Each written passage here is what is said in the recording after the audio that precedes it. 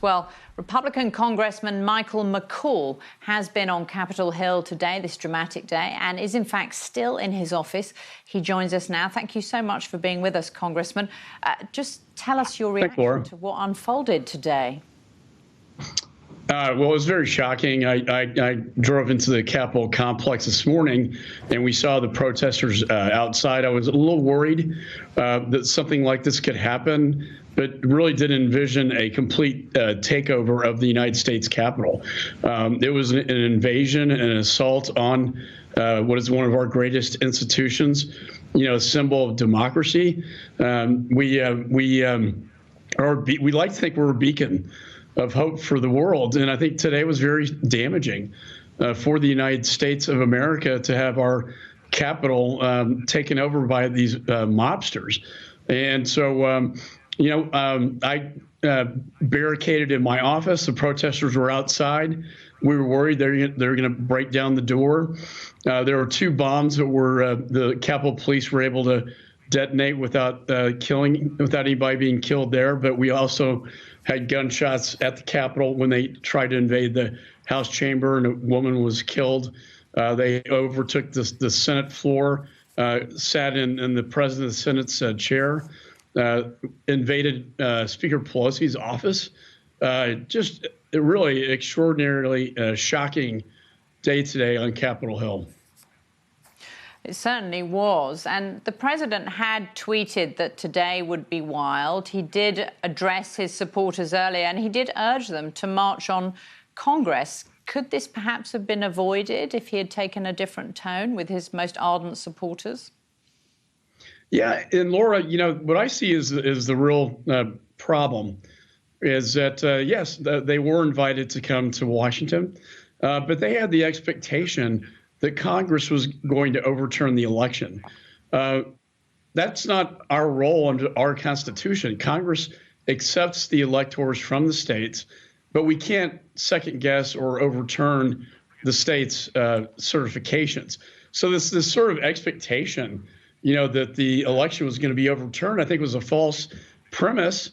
And when the mob got wind from the vice president's statement that was not going to happen, that's when the violence erupted. And that's when they started to break the doors, the windows, and invade the Capitol. And I think, I do blame, public leaders for, putting this false expectation up there.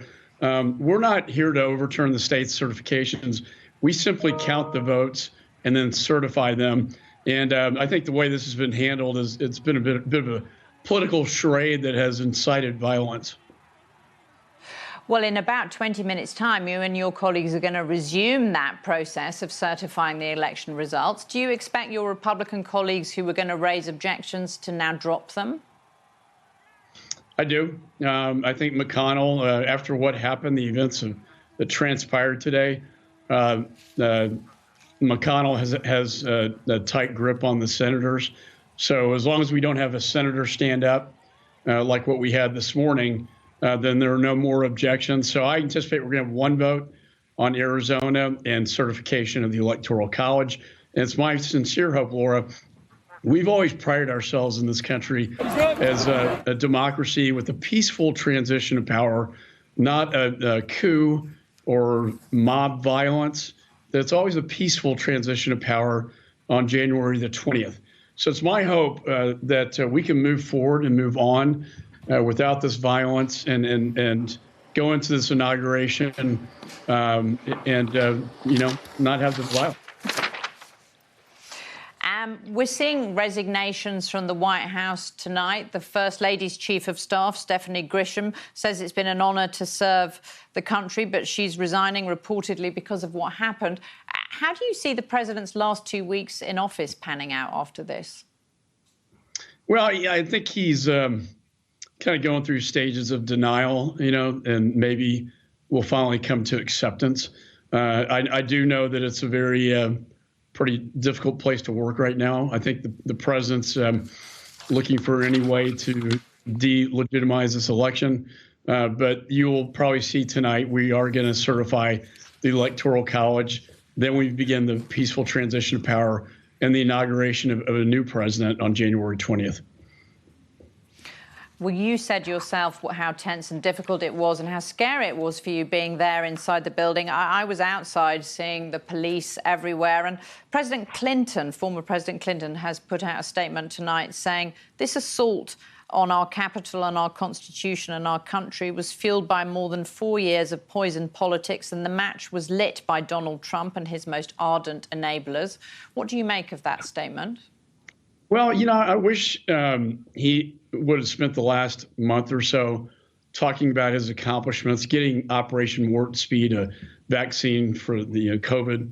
I wish he talked more about his rebuilding the military, talking about his tough position on trade and with China, and the tax cuts that get our economy going.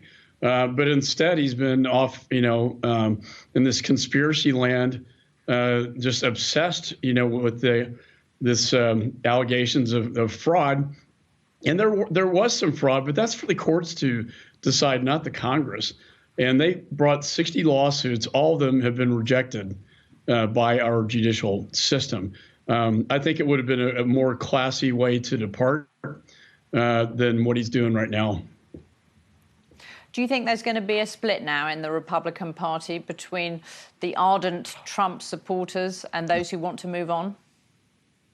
Yeah, I worry. I think the one thing that President Trump was able to do successfully was get kind of the Reagan Democrats, the working blue class collar workers back into the Republican Party that Ronald Reagan did. So I hope we don't see that kind of fracture. But I think today in his rally, he said this is no longer the Republican Party; it's the Trump Republican Party. So I hope that doesn't happen. I hope we can unify. And how significant do you think it was today, Congressman, when the Senate Majority Leader Mitch McConnell said it was important for everyone to accept the truth of this election, and also Vice President Mike Pence did the same thing, and they both split with the president in a very public way, didn't they? Yeah, they did. And I think they were the adults in the room. They were telling the truth to the American people. I thought Senator McConnell gave an excellent speech on the floor about the role of Congress, that we are not it's not Congress's role to overturn state certified elections, and also talked about the fraudulent fraud cases, but that there was little evidence of that. And I think the vice president did the right thing by stating by law what his duties are.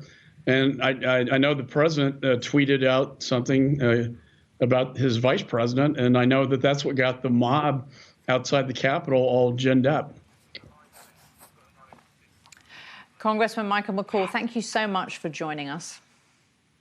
No, thanks, Laura. I appreciate it.